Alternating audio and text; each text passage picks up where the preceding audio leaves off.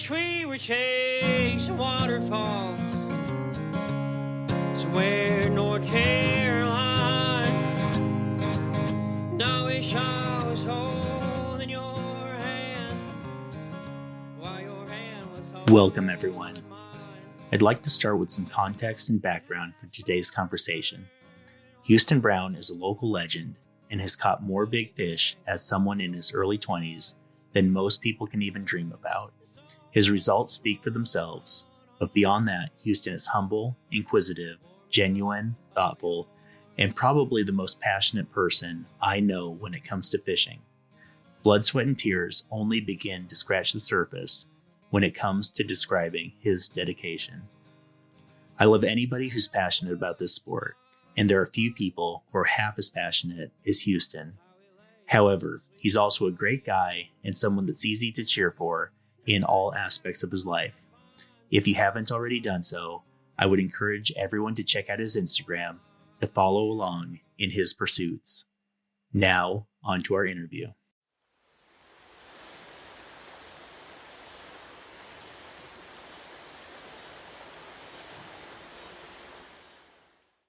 Well, Houston, thanks a ton for joining us tonight. Oh, anytime, John, anytime.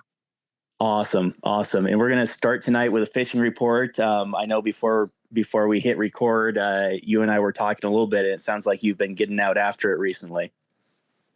Yeah, these nights that we've been out, we've been seeing a lot of really active fish, and the topwater bite right now is honestly probably about as best as it's going to be for the year. So if you're wanting to get out at night, right now is the time to do it. If you're wanting to get fish on mice on the fly rod or do some spin fishing, spooks, stuff like that, right now is the time to do it. Nice. And I, depending on what time we get done, I know, I know you're going out tonight, and I may or may not sneak out for an hour before I go home. So we'll see.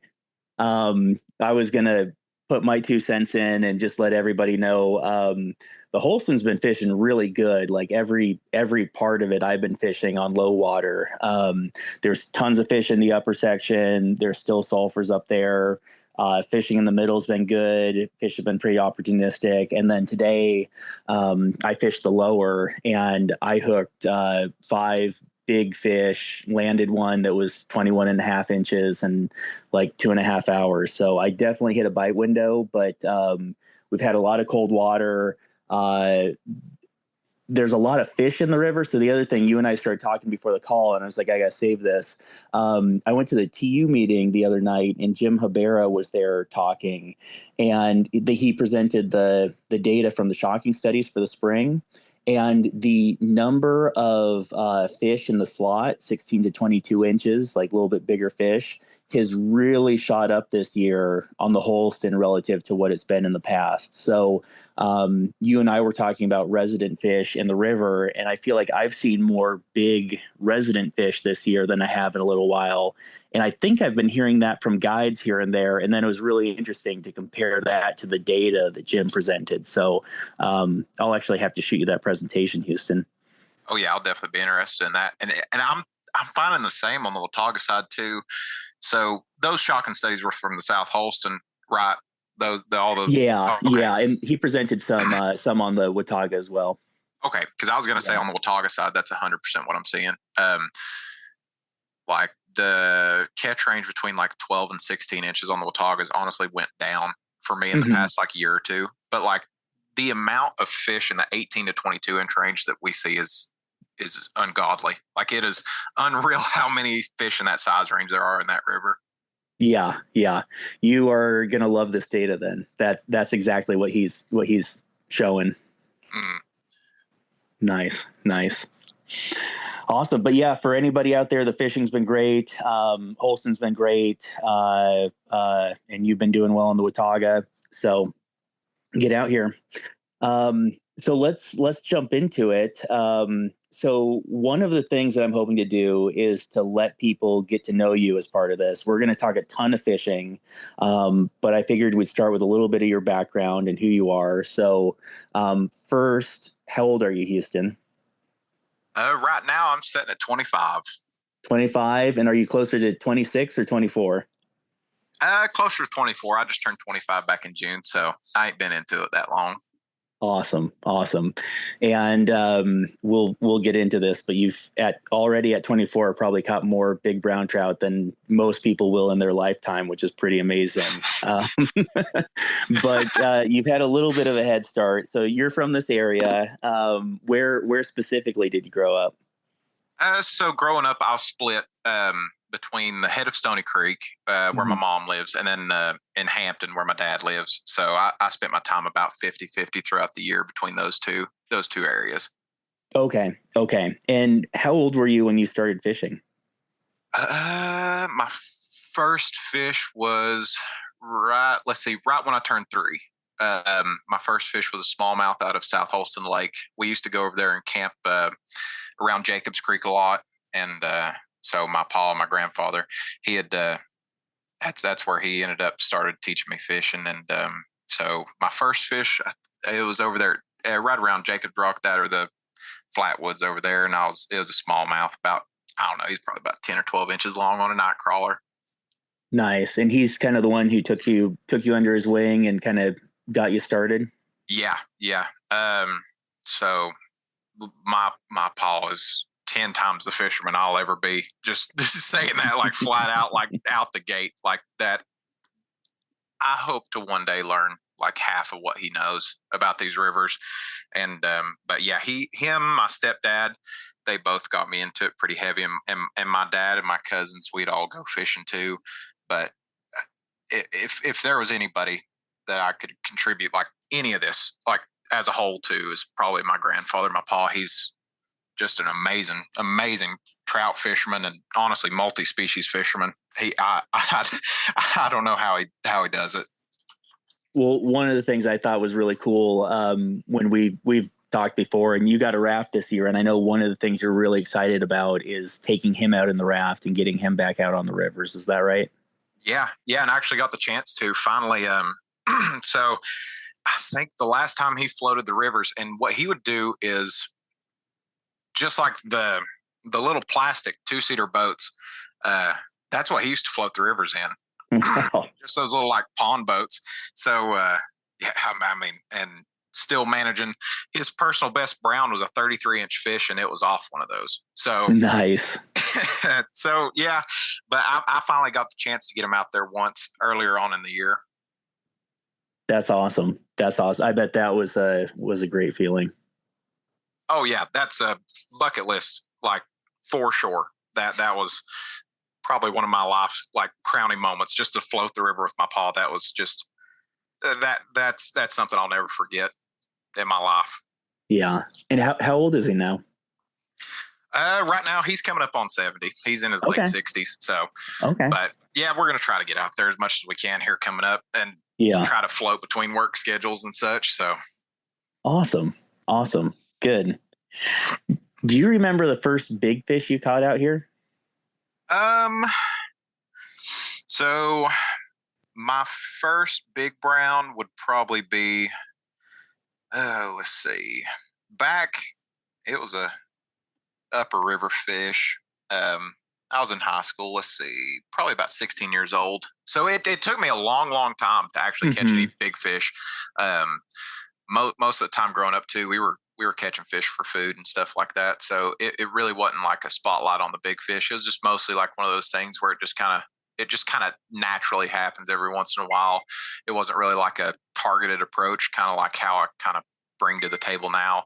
But it was probably around when I was about 16 years old. That was my first brown over the 25-inch mark.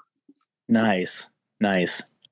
And when you started really getting into bigger fish fishing and that kind of thing, what was that like? Did you have a core group of friends? Were you fishing in the daytime or nighttime? What was that kind of like for you? It was a little bit of both, and I've always kind of kept close knit with it. So I really didn't have a lot of friends to do it with growing up. I had a select few, I'd say. It wasn't that there was little people that wanted to do it with me, but I guess there was less people that I wanted to do it with. There's a lot of people that do it for the wrong reasons, and that kind of, I don't know. I think protecting these fish is first and foremost is what it should be about. And a lot of these fish end up on the wall. So, and I'm not saying that as something I'm guilty of it myself. Back in the day, I was a trophy hunter for sure. I have fish right now behind me on the wall. So, and no disrespect if you do that. It's just now to where I've got with it.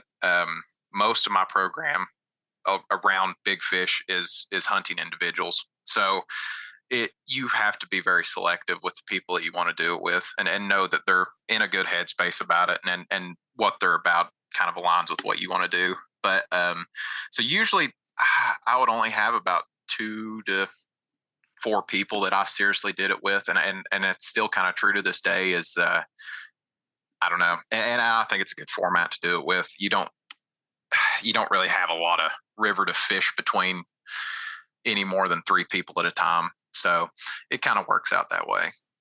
Yeah. I totally agree with all that. And a lot of times when I go out with, I mean, even when you and I fish together, I'm just interested in learning, or, hopefully we have some success, but I don't care if it's you catching the fish or me, Oh, so, yeah. Oh, yeah. Yeah. It's hard to do it with 4. Yeah. You ain't kidding. I mean, honestly, there's some nights when you're crowded with 3. It just depends on what you're doing and where you're at. But like, I don't know, two people's a really good number to fish with at night. Enough to stay safe, but yeah, exactly. Yeah, but yeah, for the most part, I is a close knit group of people that I always grew up fishing around, and between that, my friends, of course, and then my family. So like my stepdad and my pa, of course, we'd always fish together. Mostly kind of a weekend warrior type deal. And I guess still kind of, I'm classified as that, but I like to push the boundaries with that. I guess fishing during the work week, it's kind of hard, but I've managed to do it a couple of times here and there. Yeah, we'll definitely get into that. Yeah. One thing I want to highlight, and not to pry, but I think it's a really unique part of your background. I know you didn't always have it super easy, and you had some rough years in high school, and you were living on a pretty fixed income for a while. And I was just wondering if you could talk about that, just to let people get to know you a little bit, and just to kind of let people get to know you a little bit. Yeah. So, I mean, my parents were never together. They were never married. They spent time together, but they never ended up getting married before they split. And so my brother and my stepdad and my mom and me, 4 people in a house, and we were living on a single family income of, less than $25K a year and food stamps most years. And then I'd be split between my dad's house. And so I moved out. I was 17 years old. And that last bit of high school, and that's with me working full time. So I worked full time the last year that I was in high school. I got my dad to sign the papers so I could work more than 35 hours a week. Ended up that last couple weeks of high school kind of dodging in between both households and sleeping in the car quite a bit, and kind of catching some couches here and there. But got through school, and then moved in with I guess this is kind of some new news, but this past week I've got engaged. Hey, so congratulations. That's awesome. Yeah. So that's great. Yeah. So my fiance, I moved in with her at the time when I was almost 18 years old when we started living together. And, we were on about as tight of a budget as it comes, especially when I first got out.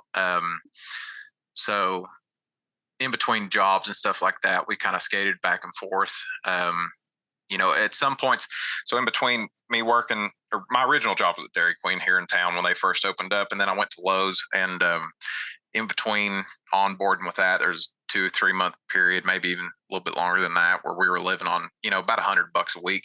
And a lot of that was just kind of scrounging by. And then I lived off these rivers. Like on average in my lifetime up till now, and that's excluding the past 3 years, because I've been fortunate enough not to have to rely on it, just here and there doing it, not out of necessity. But I would probably take home an average of at least I don't know, probably 4 limits a week out of these rivers. Like I was eating fish, probably 4 to 5 nights a week for a lot of my lifetime. So, Yeah. but yeah, I mean, these rivers, they raised me. I would say that 100%. Yeah. And well, I would, there's a couple things here. First of all, sometimes you hear people complain about people keeping fish. And I think you're a pretty good example of, look, sometimes there's really good reasons to keep fish. And I mean, just period. Not even thinking about population sizes or whatever. And then another thing, you have probably observed some things that 99% of people listening to this will never have the opportunity to observe, just thinking through like stomach contents and just doing that much fishing candidly. Oh yeah. Yeah. You would be surprised what you find in a 16-inch brown trout. Like, honestly, it is amazing. Like over the years and stuff, what I've pulled out of brown trout, I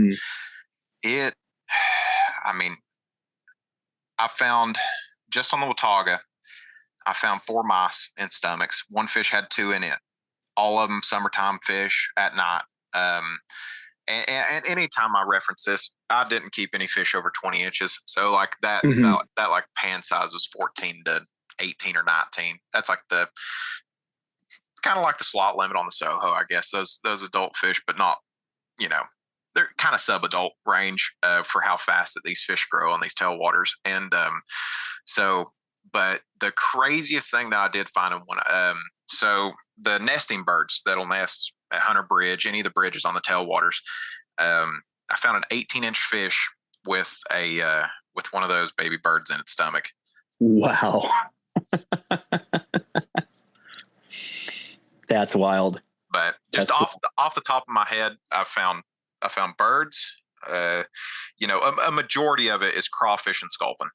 I would say that most of these fish, once they get to that size range, the majority of their stomach contents turn to that. I would say it's probably 60 to 80% of stomach contents are either crawfish or sculpin right off the bat.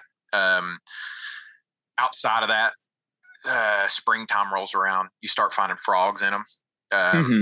You find a lot of leopard frogs, frogs, salamanders. Let's see. A lot of curveballs. I found one 15-inch brown with a whole 6-inch Zoom Super Fluke in it. One of those big plastic like twitching baits. I don't know what he was thinking, but I guess he thought it was good enough. Big wad of plastic, but yeah. And then when you transition into summer, especially on years where you get good runs of shad out of the lake, you find, a lot of those fish have shad in them, even higher up than you think. And that was something else too. You might not see the shad, and you might expect to see the shad, and they might not be in big numbers once they reach the upper ends of these rivers. But there is fish that I've caught with shad in them almost at Wilbur Dam. So wow, like within a couple miles of Wilbur Dam, and I'm not talking just 1 or 2 shad. I found a fish that had probably about almost a dozen in it. And not a big one. No, like I know the majority of people would think like that size range of fish between 14 and 18 inches, is majority eating like 1 to 3 inch forage base. I would push that up. I would start thinking 3 to 6 inch. Interesting. So I guess it kind of puts into perspective what 30 plus inch class fish could possibly eat. Like just thinking about the stomach contents of just what these small fish can do on a tailwater where they have basically unlimited resources. I did, and this is me mostly focusing on like piscivorous, like top food in their stomachs, but it really boils down. I found very few fish over the years. And this is for me keeping, I've kept, I would verge over 1,000 fish in my lifetime and ate. A small portion of those fish had bugs in them once they got above 15 inches. A very small portion of that. And the majority, and this is mostly based on the Watauga fish, the South Holston fish. I don't have that like statistic for them because I'm sure that they're definitely bug eaters, a little bit higher up in their lifetime. bug life on the South Holston is just unreal. So, Mhm. but on the Watauga side in particular, those fish are meat eaters young, and they focus in on it. Interesting. Man, that's cool. That's awesome. Well, I mean, I can hear the enthusiasm in your voice and hear the enthusiasm on just that experience. And so just to let everybody know, correct me if I'm wrong here, but you have a goal of being a fisheries biologist, right? Yeah. So originally starting out, me and Whitney did attempt to go to school the first time when we were about 18 or 19 years old. And just Mhm. between work and stuff and, being self-supportive, we didn't have the time to do it Yeah. together. So she went back to school a couple years ago, and so she's almost finished with her degree. She's going to be an MLT, and she's getting up next year. Should be her last year in it, and so I'll be starting to go back to school. That way, we could stair step it so that we could still both work and support ourselves. And but yeah, this spring I'll be going back to school for my wildlife and fisheries conservation. Awesome, man. Congratulations. Thank you, John. Absolutely. That's great. That's awesome. Well, also speaking of Whitney, so one thing I love about you and your fishing is that you include Whitney and her cousin Cameron quite a bit. And there's one fish that stands out in particular, obviously, that Whitney caught. Could you talk about that fish, at least kind of the sanitized version? Yeah, for sure. So back in 2018, so this is still pretty fresh into our relationship, I guess. The and the biggest brown I'd caught up to this point was right at between 27 and 28 inches, but the girth on that fish put it right in the 11 to 12 pound range. Mm-hmm. But I still hadn't caught a 30 yet, and we kind of caught wind of this fish about 2 weeks prior. So we ended up going over. It was a South Holston fish. This is 3 months into Whitney starting to trout fish, and we get down to the spot. Lights out. It's an hour before daylight, and she makes maybe 2 casts and says, "I think one's got it." And I said, "Set it." And she sets into this fish. Most of the time we're running. That was back before I kind of stepped it up. So we were running 8-pound mono back then, and it was a nail biter. She hooks it. I'm tall. I'm a lot taller than everybody else that was out there that night. I guess probably not a lot taller, but my waders came up on my chest quite a bit more than what they did on Whitney. And so we had one headlamp and one just regular like little push button light. And so I turned it on, that little push button light. I gave her the headlamp. I put it in my mouth and waited out there about, I don't know, it was probably about chest deep on me. And I don't see the full body of this fish. And we had caught it on top water. So I'm walking out and I see its face and I can see the bait on the side of its face. And I'm just judging numbers in my head. And I'm just like, what is this?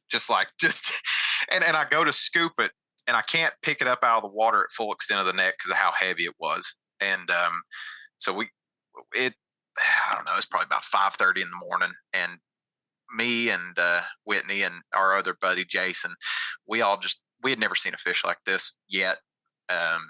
We've been fortunate, very fortunate to see some similar to it now, but at the time we probably woke everybody in the neighborhood up. That fish ended up being 16 pounds on the scale, and right at 30 to 31 inches. So she busted 30 in 3 months on top at night. And that was also the first night that I figure eighted a trout. So before that fish on up the river, there's a spot of artificial light. And we kind of come to learn that those browns would hang on the edge of that artificial light. And those South Holston fish, they're shad eaters. So they're really, really like, they're hunty. Like they're ambushy kind of deal. Those shad are fast. And a lot of times those browns, they use cover. And But I think that's similar to what they were doing at night, which is an artificial light source. And so they would sit on the edge, right where you couldn't see them or could barely see them. And you could bring baits through that light. They just come out of the dark, just boom, blow it up at your feet. And we had one chase Whitney's jerkbait to her feet. And I had a big Smithwick Rogue on, big jerkbait. And so that fish chased her jerkbait into the light twice. Third time I got a shot at it, it followed it to her feet. And on the third turn of a figure eight, with it following around every single time, it finally smashed it. And so we do that. And then we gathered up and we'd run down river to where we knew that big fish was, because we were like, okay, it's on. So, and then that unfolded everything, like I was saying. She caught that 16-pounder. And then right at daylight, my buddy Jason still lost one between 6 and 8 pounds. So it was just one of those nights where they were on.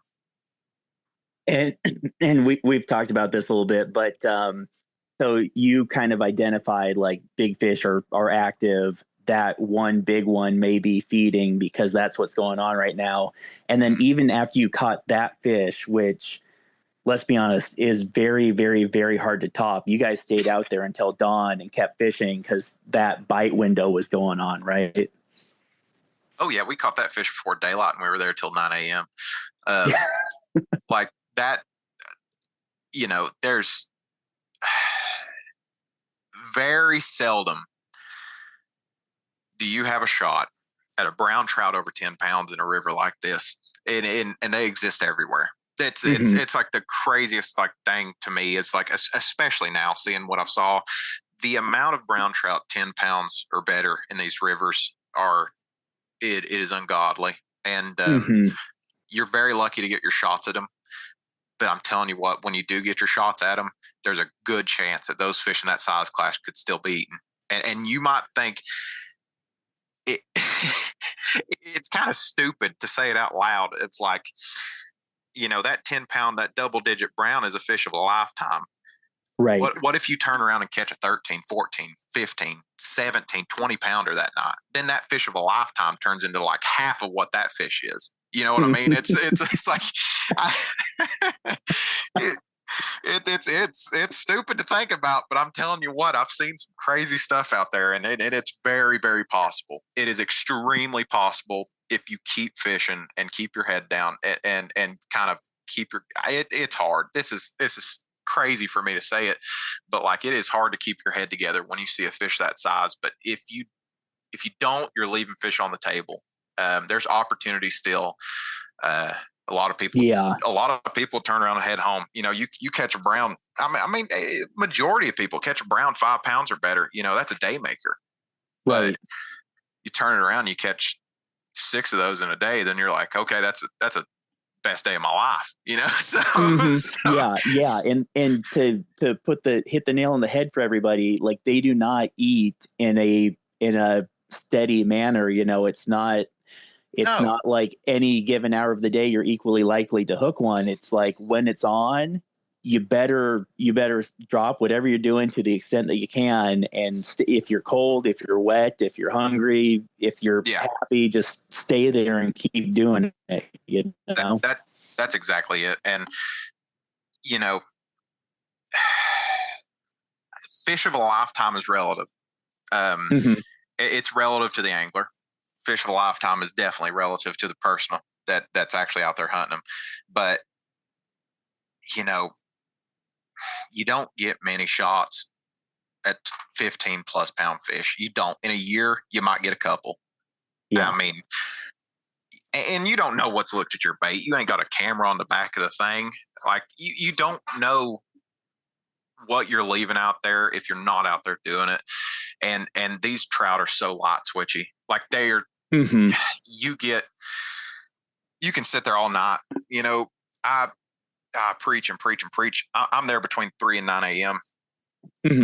It's not saying that that's not the bite window, like the only bite window they have in a day, but most of my giant fish are between 1 and 3 a.m., 5 a.m. in daylight, and then maybe kind of sorted around environmental factors that are separate of that, kind of trigger factors.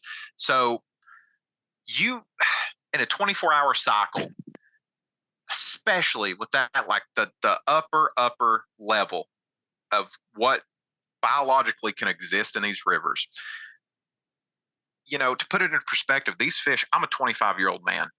Let's say this fish lives between 15 and 17 years old. Like, that's max out life, for a brown in majority of cases, around that 15-year mark.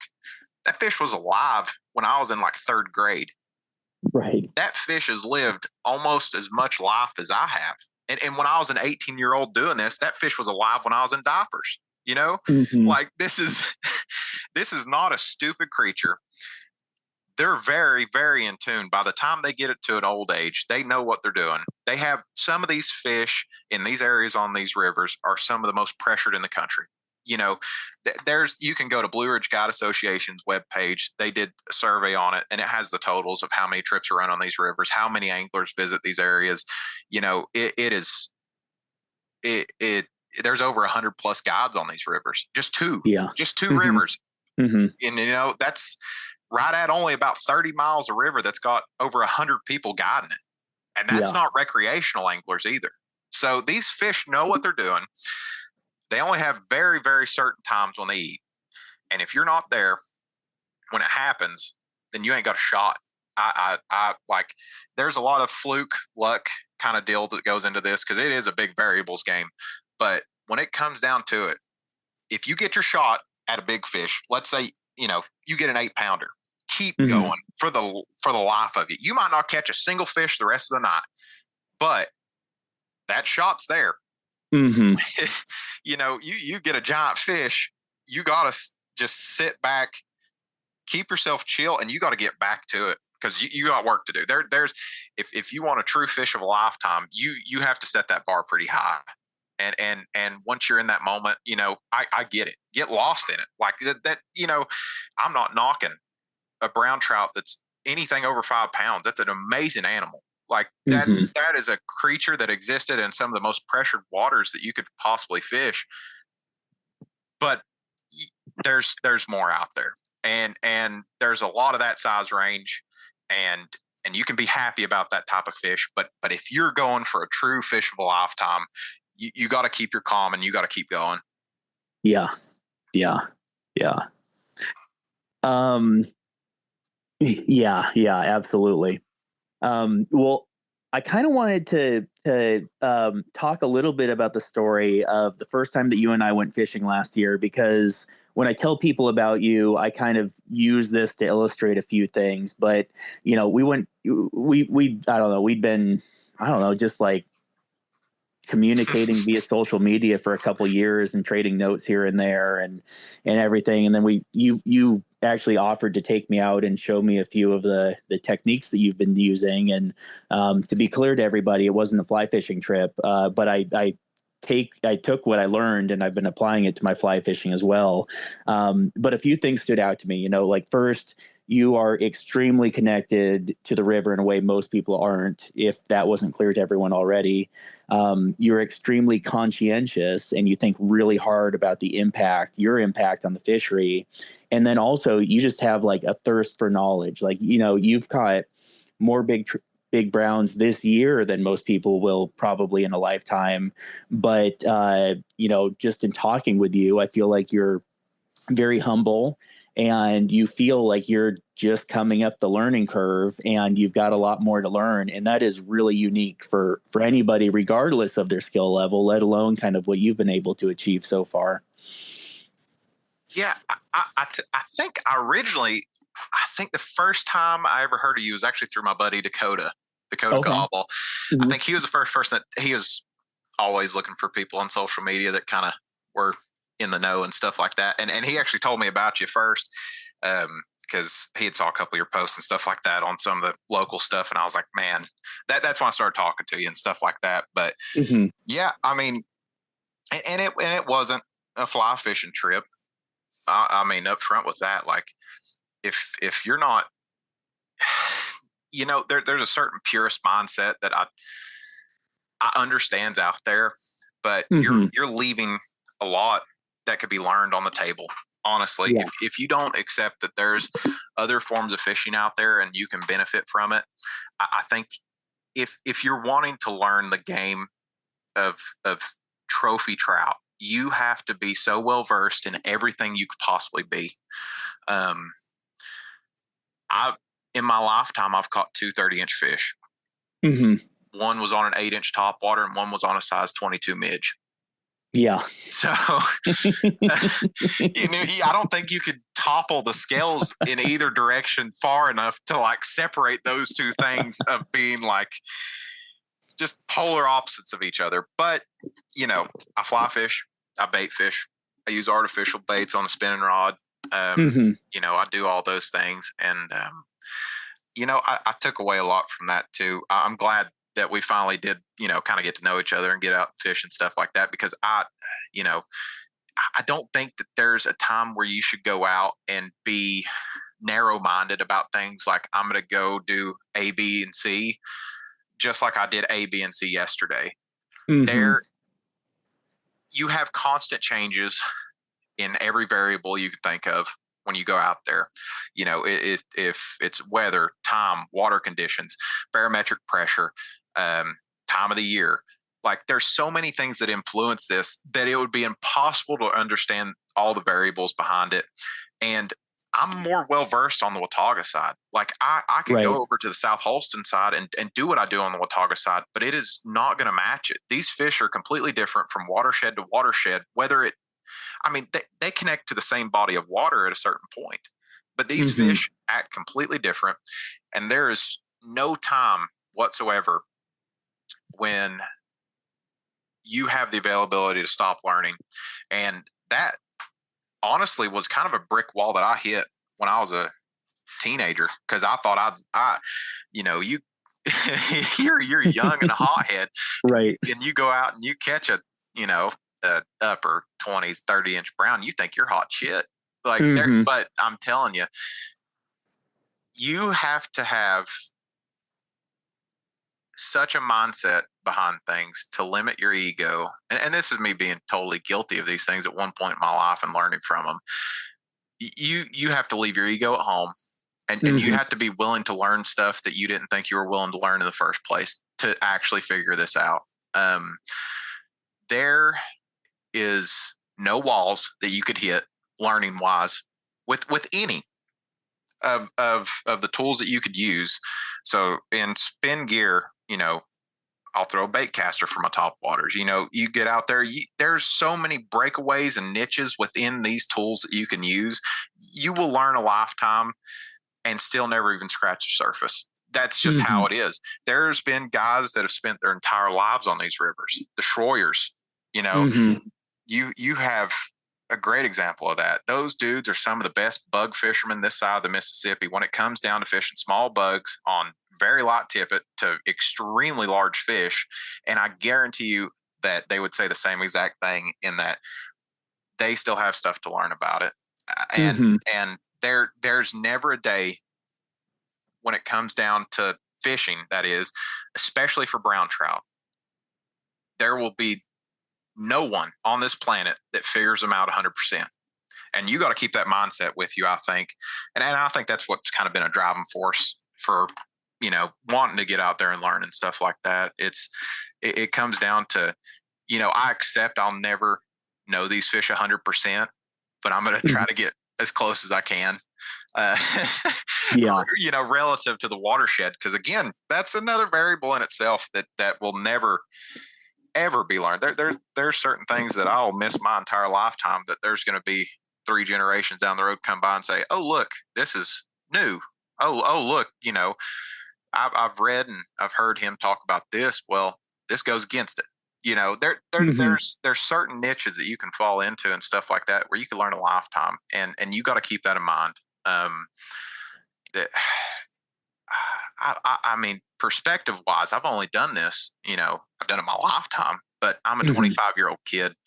There's 60-year-old men out there that done it their whole life, and they don't even know half of it. Yeah. Another thing I want to mention that I remember really vividly and was really impressed by is that you used really cheap hooks for a very specific reason, if I remember right, because if you hooked a fish and lost it, it was going to rust out quickly, and you weren't actually going to impact that fish real bad. And if I remember right, you've actually caught fish that you've lost like a day or two or three before, and you've kind of been able to observe that. Am I remembering that right? Yeah. Yeah. So in my bait fishing specifically, Mm-hmm. so I don't know. It's one of those things where it's a give and take. Mm-hmm. You know, cheap hooks mean not as sharp, I guess, or not as strong or anything like that. But when it comes down to it, I'll definitely rather cheap out and save these fish some heartache, because you know, a good example of this is I'm looking on my wall right now. There's a fish in town. I caught him 4 days apart. First time I caught him, he had took it kind of close to the gill, so I cut the hook off. Within 4 days, that hook was gone. It had already been rusted to the point to where it was still in his mouth, but I'd reach back, everything was gone. It just fell out of his mouth within 4 days. These fish can pass stuff pretty relative, as long as it's not like these fish are tough. These brown trout can coexist with all these other predators, the herons, the ospreys. I mean, we have bald eagles, ospreys, cormorants, herons, every predator you can think of, otters, and these fish show the scars and they live from it. And at the end of the day, it is a blood sport. I mean, there's a lot of fish, out there that get stuck deep, streamers, topwater, bait, that don't make it. But it's one of those things where you want to ratio it out. So, cheap out on your hooks. I mean, you're going to lose some fish, but I'd rather lose a couple than kill one. These fish, I track them. That's how I catch these fish. These fish, I personally track them for years at a time. I've kept up with some of these fish for 6 or 7 years straight. Well, one thing that's another thing I thought was so amazing, and you are literally the only person I've ever even heard of who has had this ability, but you caught a fish that was in the 18 to 20 inch range, and you said something like, this is the 5th time I've encountered that fish. And I can't remember exactly your wording and if it was 5 or 4 or whatever, but, 2 things. You knew exactly how many times you caught that fish because you recognized the spot pattern. And I tell people that you can recognize trout spot patterns like we recognize people's faces. And then the other thing was, you didn't just say, yeah, I've caught that fish 5 times. The way you said it just communicated like such a level of respect. It was super impressive. So, that I'm never going to forget that. Basically, that's really cool. Yeah. I mean, I don't know. I joke around with my fiance a lot about it. Is like, I probably recognize trout better than people at this point. I have way harder of a time keeping up with people than I do trout. It's like fingerprints. Every single trout's different, and any trout that sticks with you in your head is going to be, a little bit easier to recognize. And that lower end, sub 15 inches, those fish are still growing really, really fast, and they're adding spots really quickly. And it's really seldom do you keep up with those fish. But there's fish recently. I mean, I've tracked fish from the time they were between 19 and 20 inches all the way till they were 32. These fish, they keep their spots. I mean, that's the best way to tell them apart. And if you're wanting to learn about them, it's just one more piece to the puzzle to like be able to recognize them, know these fish. I don't name them. There's a lot of people out there that name them. Problem nowadays where I get too attached to them, so I just don't name them, but I end up getting attached to them anyways in the long run of it. So I don't know. It's one of those things where I fight with myself over it. But if I can recognize them without a name, then I'll just keep doing what I'm doing, I guess. Well, you've kind of alluded to it, but talking about fish, spot patterns, recognizing them, and tracking fish, let's talk about your cork boards. Yeah, that's something actually right behind the computer that I'm looking at right now. So any fish that I classify as like better words for it, I don't know. A fish that I personally think I would like to keep up with. So majority of the time over 2 foot, over 6 pounds to go on the board. And I'm able to manually flip through. I print them out in 4x6 photos if possible. And so one wall in my office, and actually I'm about to have to clear another wall out, is just devoted to 4x6 photos of individual trout. And every time that I've caught them, I stick them right on top of the other. I have the ability to flip through it, see the fish, how it grows, the growth range that it's achieved in that time period. And it just, I have it separated between both rivers. The Watauga side is too full compared to the South Holston side now. But so I got to get over that river now. But anyways, on the Watauga side, especially like these resident fish, you know, I can keep up with them pretty fair now, and especially devoting that much space of personal space to them. But yeah, the longest I've tracked some of these fish has been, you know, 7 years. I've kept up with some of these fish, and a majority of those fish on that board, I've known them for half a decade. Wow. The big majority of these fish, and as I get older, the longer I know them. So I'm sure there's going to be a fish that I keep up with for a little bit longer than that. But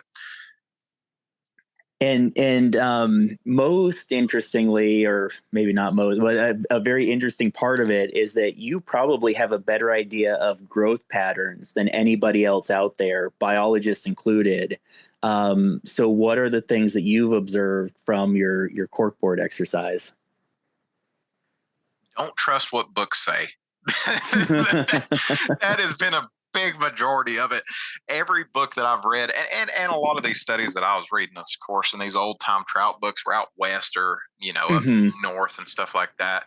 But, you know, grouse, I mean, trout as a whole, their growth rates are like relative to the body of water. They're forage based, you know, seasonal differences. Tailwaters always stay consistent. That's I mean, they're big trout factories. That's why they are. They're the consistency of things, you know. But these fish have impressed me compared to a lot of them. That fish in particular I was talking about that went from 20 to 32, it did it in 4 years. So wow, an average of 4 inches a year in, you know, in a trout, what's supposed to be its later ranges of at least length growth has shown no signs of slowing down. And being that's a 32-inch fish that's only between 6 and 8 years old. That's very, very seldom heard of anywhere in the country, let alone anything else. Other than lake, you know, the Great Lakes fish, anything that's like still water fisheries, that's comparative. This is all non-planted. These fish haven't been stocked in over 20 years. All these fish are wild, you know. These fish have blown away some of the number. I mean, White River reminiscent. Some of these fish that I track, the growth that they can achieve if the right circumstances happen, and separate parts of the river, you know, are different. There's only certain parts of these rivers that can achieve that growth range just based on like fish density, the forage base that they have. You know, we have two different strains. We have the lake run fish and we have the resident fish. So, you know, it's good luck keeping up with the lake run fish from year to year, you know? So, but at least with the residents, I can kind of compare data to like what's happened beforehand and stuff like that I've seen in previous years. But what I have noticed is there's a lot of people out there that say that these rivers are I've heard people say these rivers are going downhill at times, but based on what I've seen out of the past 5 years, the way these fish are growing, and that's in perspective too. They might be talking overall like numbers of fish, numbers of certain ranges of fish like that, you know, 12 to 18-inch range, yada, yada, yada. I mean, the data's backing it up right now too. Like you said, these fish are getting big. They're getting big quick. And I've never seen this many of them in my life at one time. Even back in the day, like the stories I'd heard told and stuff like that, these fish are growing big. They're growing fast. And there's a lot of them, probably more than I've ever seen. And every year when I track this data, I'm catching more and more fish every year than the year prior. So, Mm-hmm. and that's a little bit of bias, you know. I'm still young, so I haven't had as many years in the game as a lot of people, but every single year I'm seeing more and more fish that I personally catch that are in these 20 plus size ranges. So Mm-hmm. it's definitely ever changing, and it's something else. So what's the biggest brown trout that you've caught to date, and can you give us kind of the at least the sanitized version of the story?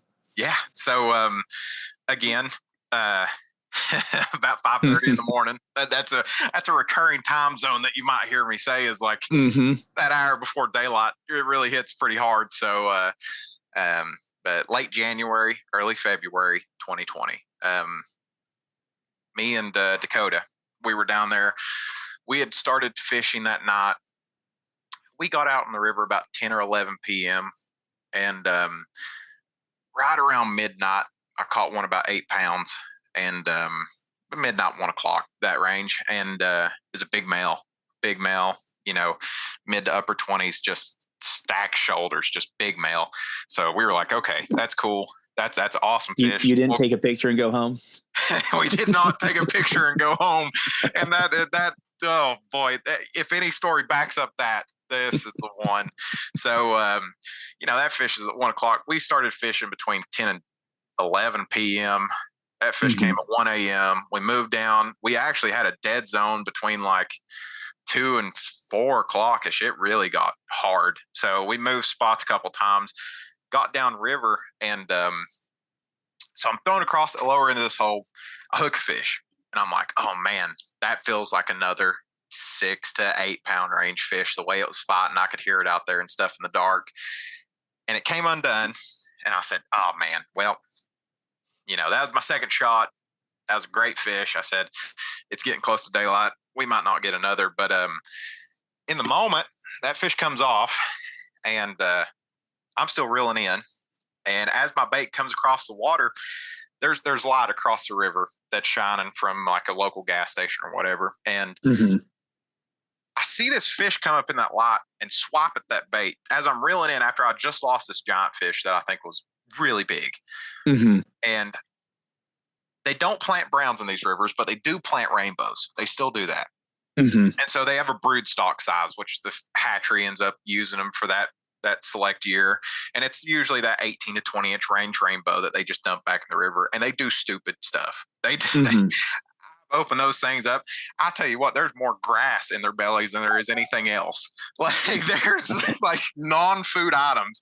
If you want a fish that has non-food items in it, just get one of those fresh stock 18 to 20 inch brood stock rainbows. Those things are dumb as hammers, I swear. But so I sat there and I laughed about it. I turned to Gobble and I said, Gobble, I think one of them stupid broods come up and swiped at that thing. And I said, watch this. And I took it, and I'm sitting there still laughing about it. I pitch it back in, and I'm waking it on the surface, and I just see this head come back up again, and this time it eats it. And I said, Gobble, that wasn't a freaking brood, and set into it. And I mean, it turned in the closest thing you could compare it to was a jacuzzi. That brown, it just started gator rolling. And this fish was only 10 foot off the bank. And so me and Gobble are down there. We were bank fishing, didn't have waders on. I hand him my light and the net. And so I just start backing up, and I'm reeling this fish. It knows it's hooked, but it didn't have a chance to run. We had this fish in the net in 30 seconds. It was right off the bank when I hooked it. It was still kind of that first little bit of a fight, you know, those big fish, they're kind of, I don't know, shell shocky about it. So they'll sit there, they'll swing their head around, they'll gator roll, whatever, before they kind of get their bearings to them. But Gobble has a lot on his head. I'm backing up. I see it over his shoulder, and he said, dude, that's like a 20-pound brown, and jumps off in the river. And it was, now that morning, it was 28 degrees, and we were in sneakers and blue jeans, and he had a pair of coveralls on. And so I see it over his shoulder, and I believe him. I said, holy crap. And he jumps off in the river, nets this fish, and when he pulls it up out of the water, it breaks the net, and at least the bag around the ring of the net. It broke it all to hell. And so we were just sitting there thinking, just, oh my God, what's just happened? And I was like, okay, let's just lay our stuff down. I said, we'll come back down and get it. We're the only ones in the parking lot. Let's just run up here. It's breaking daylight. We got to get a picture of this thing. And so he grabs a bag and we just take off through the woods, and we run up there to a good spot, put it back in the water. And a dude had actually pulled in at that time. And he had a cheap like boga scale, and it maxed out at 15 pounds on his, and it maxed that scale out. And what we estimated was probably about a 17 to 18 pound range brown. And I still ain't held nothing close to it other than Whitney's fish and maybe a select other few, but that was that's my fish of a lifetime. If I never see another, I'm still happy with that fish. That was I sat in the water with that fish probably 20 minutes reviving it, making sure it was good. It was post spawn time, late January, early February, so it took a second to revive her. But yeah, I mean, I sat in the water the whole time in jeans and sneakers. I didn't feel a thing. It was 28 degrees and I didn't feel a damn thing. Man, well, hopefully people check that picture out on your Instagram. What I love too is the look on your face when you're holding that fish up. Oh, dude, it was and then it's kind of funny because we kept fishing. So we ended up. Let's see, we caught that one big and around 1 a.m. that giant at daylight. And then let's see, there was one fish we did actually name because I caught it with Whitney when we first started fishing. We named him Captain Hook. We caught him again. It was like a 2-footer. Then we caught 1 or 2 other 20s. So we still ended up with like 5 fish that night, 20 inches or better. And then that one just cherry on top. Yeah. Just barely sub 20 pound fish. But yeah, that if there's ever a story to say, just keep your head down and keep fishing. That's the one. If we had went home that night, my biggest brown right now still would be sub 30 inches until 2022. Wow. So what stats are you tracking this year? How many big fish have you caught? Right now, between everybody, I think we're sitting close to 80 over 20. Nice. So, but the goal this year was to get 100 over 20 inches, and so that does count. If I recatch a fish, I also count it because I feel like it's a separate incident because you fooled that fish again. So there's a certain amount of recatch, but I think going through it, only about 20% of that data is recatch. The majority of the fish that we've caught this year have been individual fish. So yeah, it's and that's a count of me and that, alluding back to the start of our conversation, that internal friend group. If I wasn't there or a part of it, I don't count it. Even though those guys have honestly, they've caught 20s without me, but unless I'm there or involved in it, I don't count it towards my personal numbers. So, between the whole friend group, it might be closer to that range, but personally where I've been there or had some effect in it, it's sitting right around that 70 to 80 so far. Wow. So aside from that number for the year, what's your personal big fish goal? Because I know you've got one. Dude, I say that fish was my fish of a lifetime, but if I'll be kind of upset, and I guess, I don't know, if I don't see one over 20 or 25 pounds, I think I'll be a little bit upset when I get about 50 or 60 years old if I don't see it by then. Yeah. So, but yeah, that's my number one goal with this is I always said 20 pounder, but now 25 sounds pretty good. Oh, they exist. They're out there. I've seen them. Holy crap, I've seen them. But they're ghosts. These fish are ghosts. You don't see them in the day. They on paper, it's one of those things on paper. They don't exist. I mean, from seldom like Bigfoot-esque sightings, I guess you could say, but like there's very few saw and even less landed. So it just turns into my white whale will have to beat 20 or 25 pounds. Yeah. Well, you've got a crazy foundation on which to do it, and then you're putting in insane amounts of work. And we've already talked about the cork boards. We've talked about staying out from 10 p.m. till 9 a.m. but you kind of alluded to working fishing in during the week. I know you have a pretty physically demanding job. I can't believe how hard you work and then how little sleep you get. Oh, buddy. I guess I'm driven. That's all you can say about that. Yeah, I mean, I've seldom have I not worked a full-time job since I was 16 years old, but I've still managed to do this. You know, it's not out of the ordinary to have a 65-hour week when I work. So it's one of those things where it's probably not healthy for me, but at least physically, mentally, it cures me. So I don't know. It's one of those things where I find time. I find time somewhere. You know, you wake up in the middle of the night, you start thinking things about I should probably be out there, or maybe I should get in the water before I go into work or something like that. If you don't go into work till 8, then 3 to 7 sounds pretty good. Yeah. That's all I'm saying. It don't take a long trip to catch a big one. It just takes you put more time out there, you're giving yourself better chances. So that's the name of the game with this is with all the variables stacked against you, the only thing that you can control is how much time you put towards it. Yeah. Well, that's a good outlook. One other thing I wanted to kind of hit on in a little bit of detail, and we've danced around it a couple different ways, but you're somebody who employs a lot of different techniques. You fly fish, you're a great streamer tire, you fish midges, you fish artificials, you also use bait. I know bait fishermen can get kind of a bad rep because I think there's like this perceived amount of effort, like, oh, you just throw in bait and sit there and things happen and you don't have to really learn anything. But you are not just going down to the bait shop and picking up minnows. Like, one thing I've really developed an appreciation for is however much time I'm putting into tying a streamer, you're putting that much time into getting some of your baits. Could you talk a little bit about that and whatever level of detail you're comfortable with? Yeah.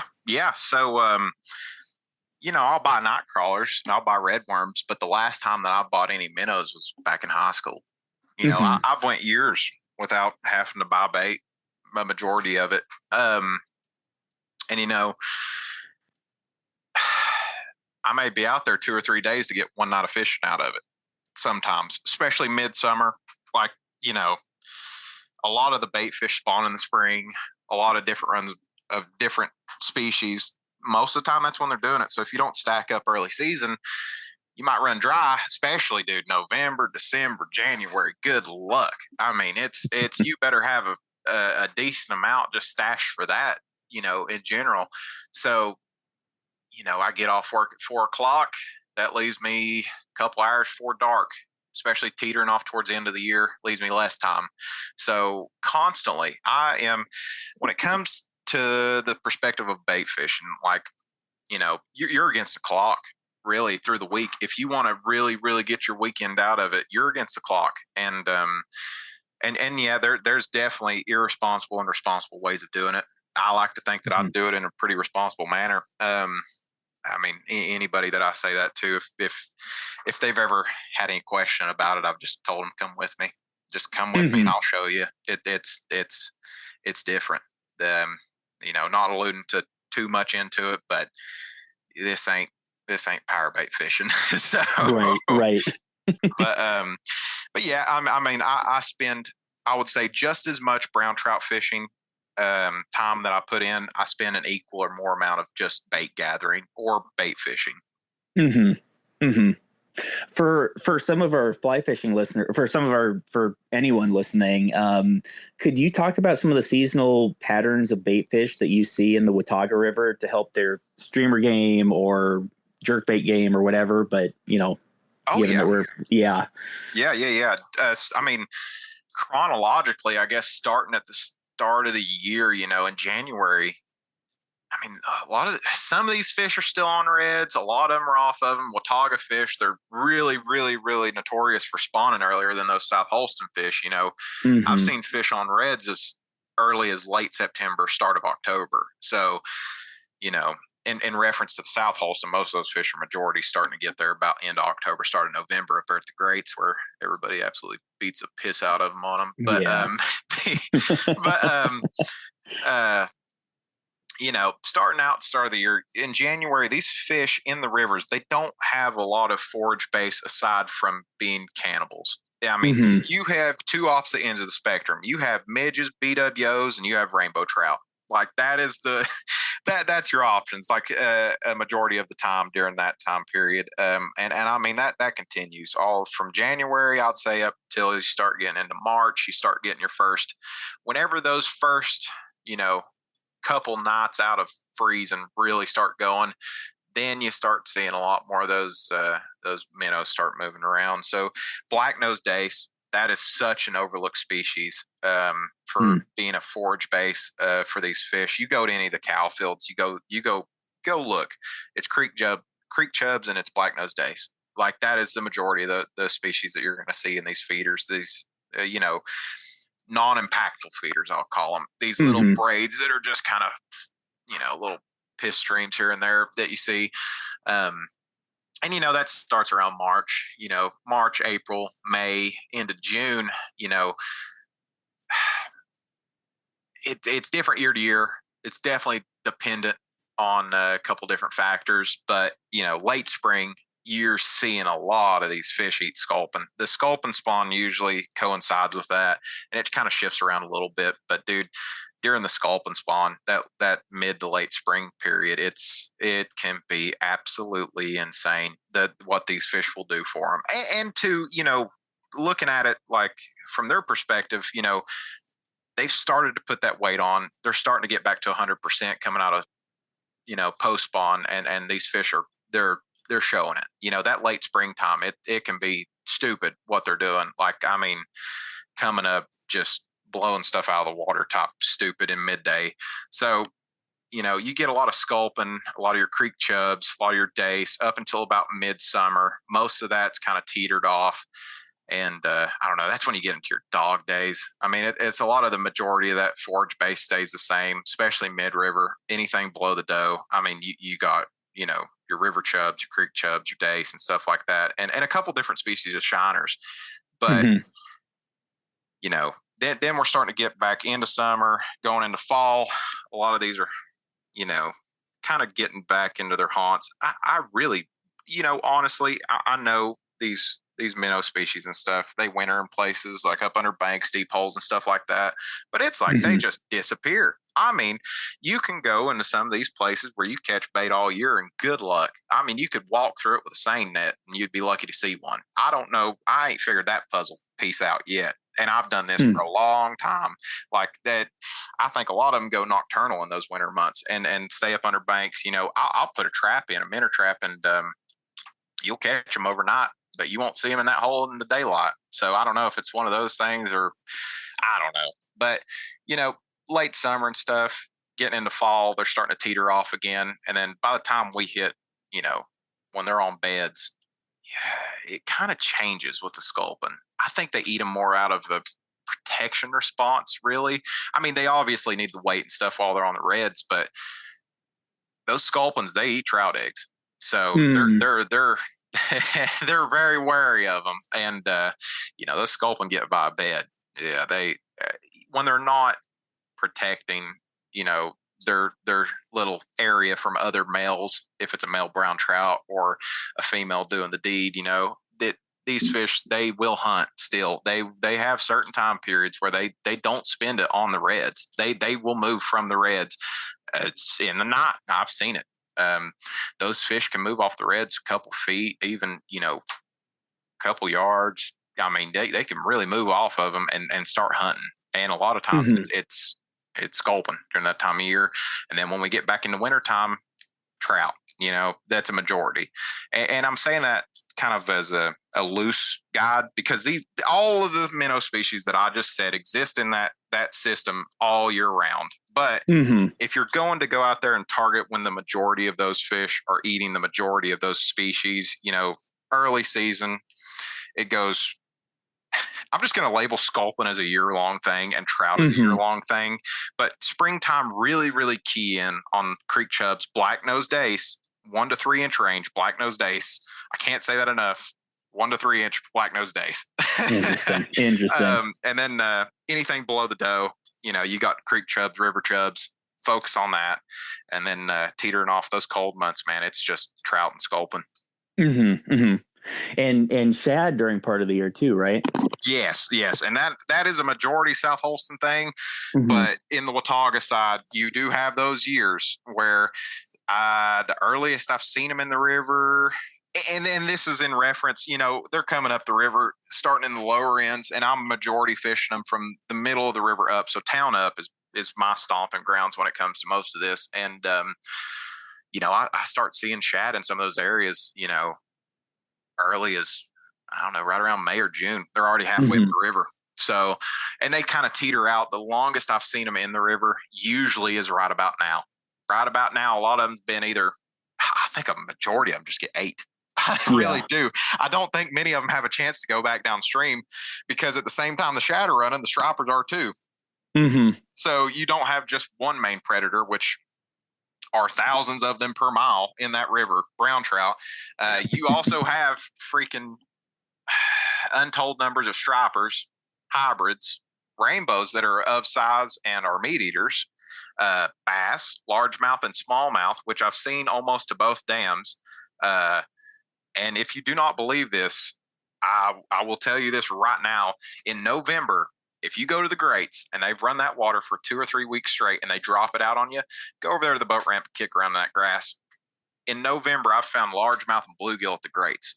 So if you don't think they're in there year round, then you really need to start looking a little bit harder. But I mean, you have all these separate species sharing this system, and I'm targeting the browns. But on the shad front, I don't think many of them make it out of the river. So I would say if you're going to focus on shad, Watauga side mainly, it's a summer thing. South Holston, you got a little bit more kick to it on those ends. So the way that the dam system runs from Watauga Lake, it has a smaller lake in between it and the main river, the Watauga River, which is Wilbur Lake. That kind of filters out the possibility of there being shad kills on this river. South Holston is a separate story. You do run into the circumstances where there are shad kills on the South Holston. So you do have a little bit more leeway with like the shad, kind of deal over there. Gotcha. I was going to ask you if there's any other tactics that you'd recommend to fly fishermen trying to target bigger fish. We've kind of hit on night versus day, size of baits, bait fish to imitate. Anything else that you can think of, or did we pretty much cover it? I mean, don't think there's a limit to how big you can throw. Your numbers of landed fish are going to go down, but I promise you that there is very seldom an upper limit to what you can throw. I mean, base what you want to throw off of what they do on the white. Good luck finding the ceiling. You could throw musky flies for these fish and they'd eat it. So, don't be afraid of size. If you're doing your own tying and stuff like that, I mean, have fun with it.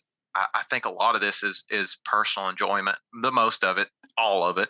When it comes to chasing these big browns and stuff like that, like only put in what you can take out of it. If it's not fun to you doing it, then why are you doing it? So, experiment outside of what you think originally. That's a big part of it. Never start like saying you've hit a wall or you think something's dead set 100%. This is going to work all the time. Majority wise, this is it. That doesn't exist. So when it comes to somebody, that's personally tying and stuff like that, I say, kind of push those limits, size range and with, what I've said, this is none of what I say is set rules. None of what a dude in Field and Stream says is set rules. Go out and experiment, do it your own. When it comes to imitating bait fish, there's a lot of different ways you can do it. And I would definitely pay attention to what the spin guys are doing. a big thing that I'll do back in, I do it now. I mean, you can cut the back of a Rapala off and tie up a mock, back end of an articulated streamer and split like a split ring to the back of a Rapala, and it work. You're blending two different styles completely. But I'd say pay attention to what's going on around you. I listed a lot of the roundabout times of these bait fish patterns and stuff like that. That doesn't exclude day-to-day variables. Keep a box with you that has stuff that kind of fits outside the norms for your season. You could have sculpin imitations, trout imitations. You could have exclusively reactionary flies that don't imitate anything whatsoever, but it pays to have a lot of these with you. And if the fish aren't eating something, don't sit around expecting them to finally eat it. You got to be kind of, willing to switch your plans as you go. And so if you're doing it on your own, like tying and stuff like that, like don't stick to norms or have like a one lane mindset about this thing. And a lot of what I said, you can follow it, but it's not always going to work. Yeah. One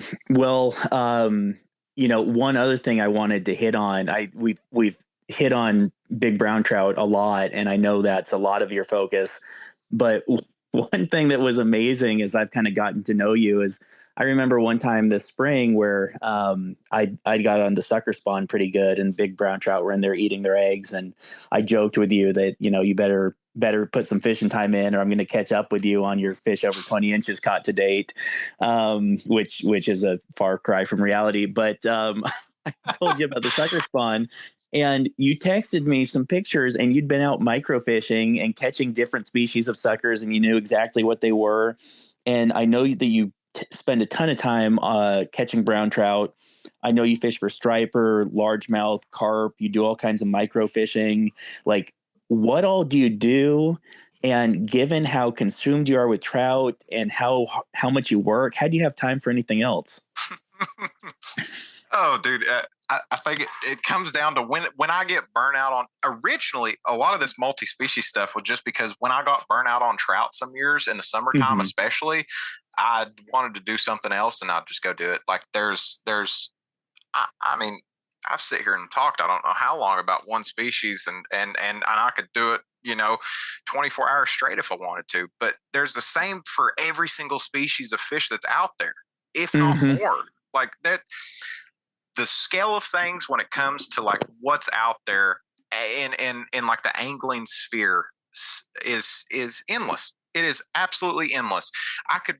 My second favorite fish to fish for in this world is common carp.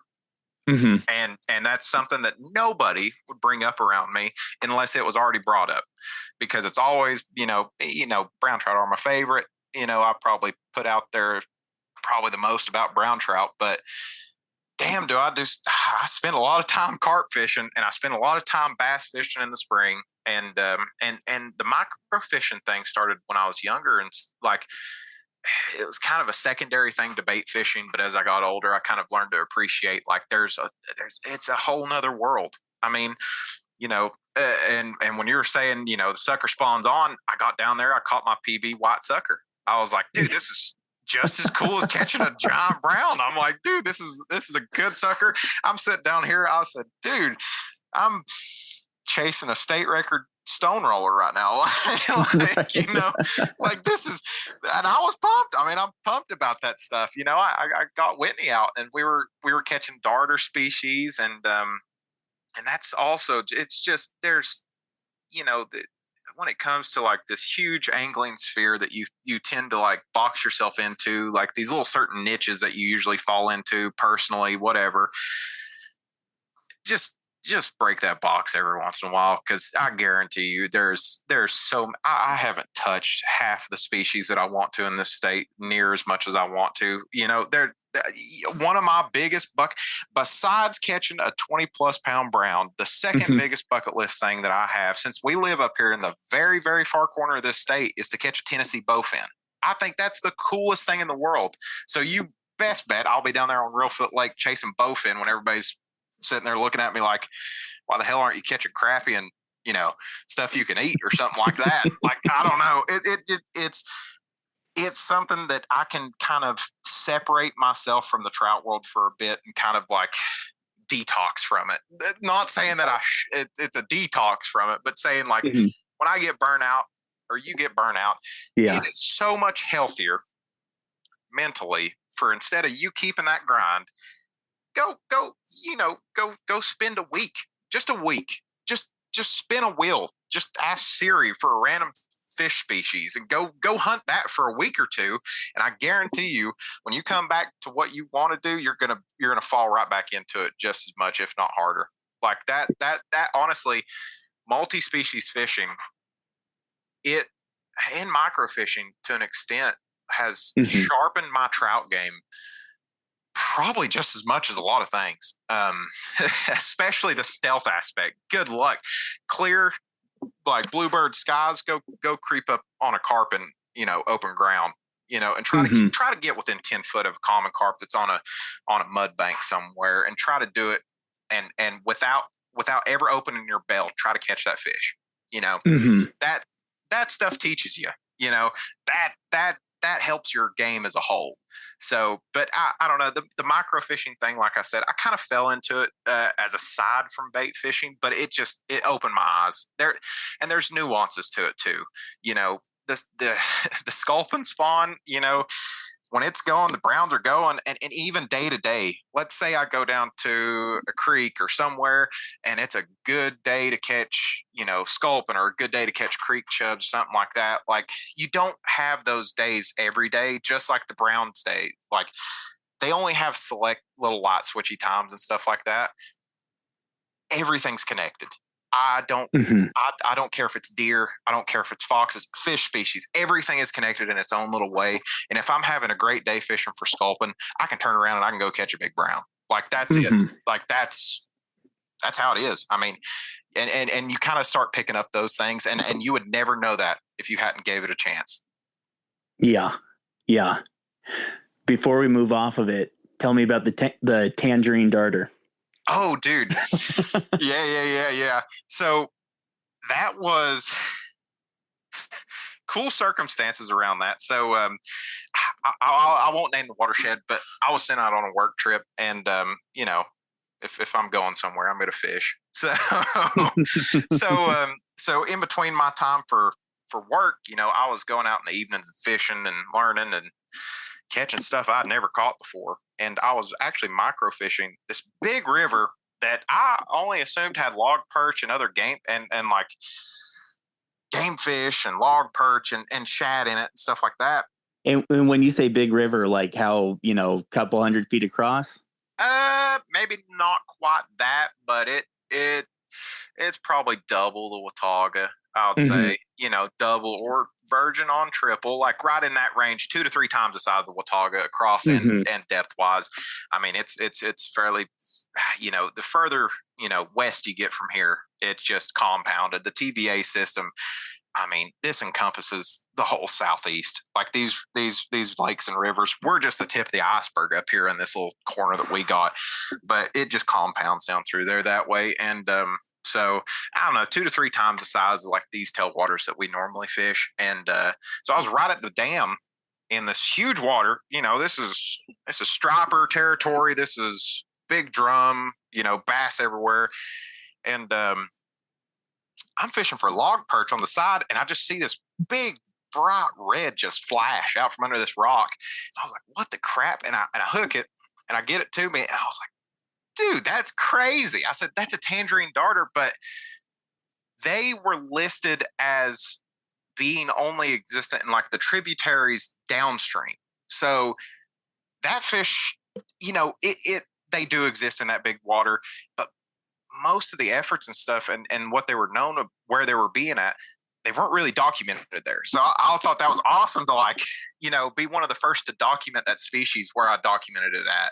And it was a male and it was in spawning colors. So it alluded to a lot of cool things. I was able to get in touch with the Chattanooga Aquarium, talk to them about it. They added, that statistic to their resources because they have actually a decent program on tangerine darters exclusively. So it was cool to be a part of that. And that was just through microfishing, Yeah. Yeah. I mean, That's incredible. Just game fish everywhere and deciding to do a little bit of micro fishing in the midst of chaos. I mean, just shad getting blown out of the water everywhere in front of me, and I'm just over here on the edge of the river, just like micro fishing for 1 to 4 inch fish. I don't know. It just turned out to be something probably cooler than anything that I could have done down there while I was there. That's such a cool story. I love that. Well, I know we've talked a long time. I did have one question that I wanted to close with. And so, and this won't be a short question, but we're coming up on the 1-year anniversary of Hurricane Helene, September 24th to 27th. There's a lot of people, there's very few people that are as close to the Watauga as you are. So can you just kind of walk us through some of your observations of the Watauga River, maybe immediately following Helene, but then also kind of the current health of the river? The whole river's changed. Pre-hurricane, the river looked completely different. And this river ran mud. I mean, straight mud for a good over half a year. There was no daylight getting to the bottom of that river for a good half a year. The way that the dam systems operate, and coming out of North Carolina, that's where these rivers originate. We were heavily impacted where we were, and even more so across the border. But the biggest change that I've seen has been the aquatic plant life, and the biggest factor that I look for in these still moving holes is a lot of time weed beds, and it killed a lot of those weed beds off, not getting that sunlight, especially for that long of a period. And a lot of these inside bends that were, originally pretty good chunk rock and stuff, they filled in with sand, sediment and sand, and it filled right over top of those weeds. It killed a lot of them. There's still a lot of debris in these rivers from that, negatively impacting them, but we're doing good on it. We've had some really good cleanups, really good. I mean, record numbers turn out to that cleanup, especially following Helene. So we're doing good on that. But the biggest change has been the weed beds, and I've started to notice a pattern, and it's just in the range and the size class of the sculpin. There's a lot less sculpin over 4 inches in that river. And I don't know if it's just where a lot of those rocks got filled in and moved around that it trapped a lot of those bigger sculpin, and they had a lot less wiggle room, I guess you could really say about it.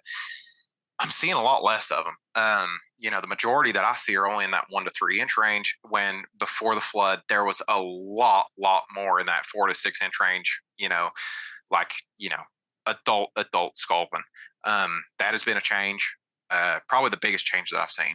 But as a whole, these fish, they're, there's a reason why there's brown trout on every continent except Antarctica, and they're adaptable. They've done, they've sorted it out. There's super, super healthy fish still in the river.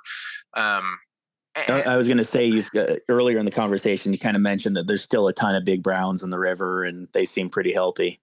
Yeah. Oh yeah. These fish have bounced back. I mean, some of them were still eating in the mud, and they had to, because it was muddy so long. But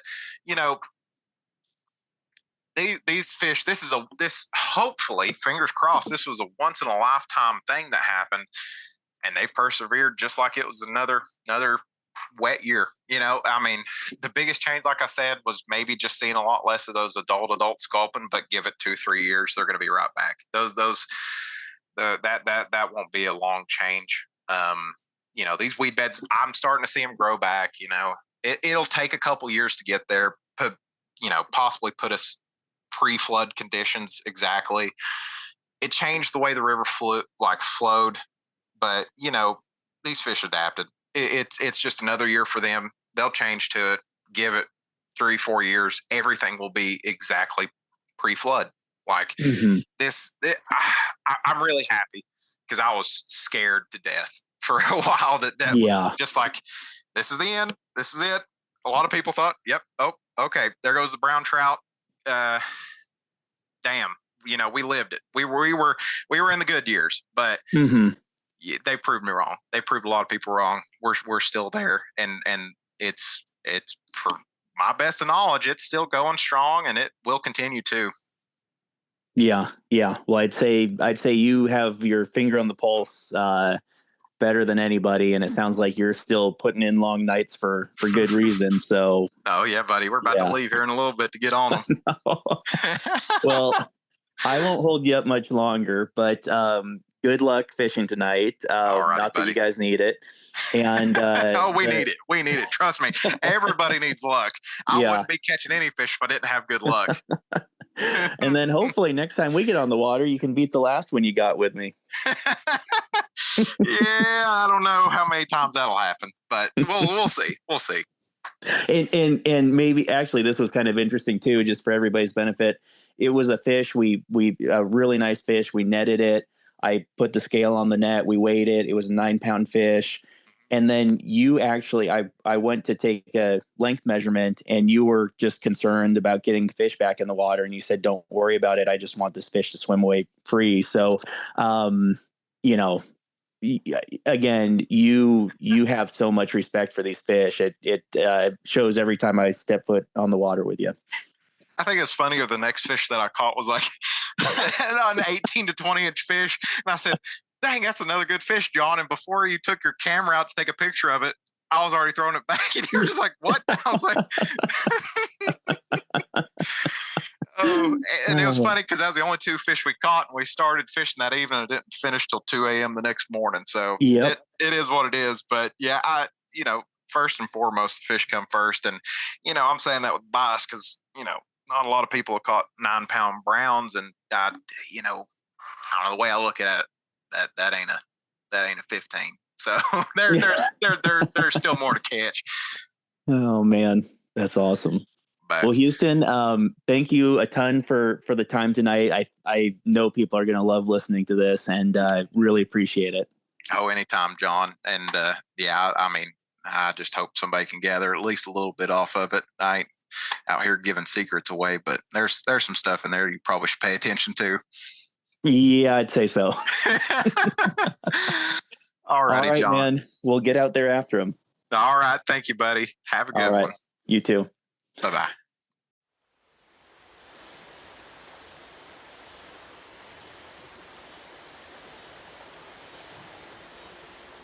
Well, I hope everyone enjoyed that. I wanted to follow up and let all of our listeners know that Houston did in fact go fishing after our interview on Sunday. And yes, they caught some nice fish. Lastly, and most importantly, huge congratulations to Houston and Whitney on your engagement. We're really happy and excited for you. And how that fire's burning hot, but it can't keep up with your touch. So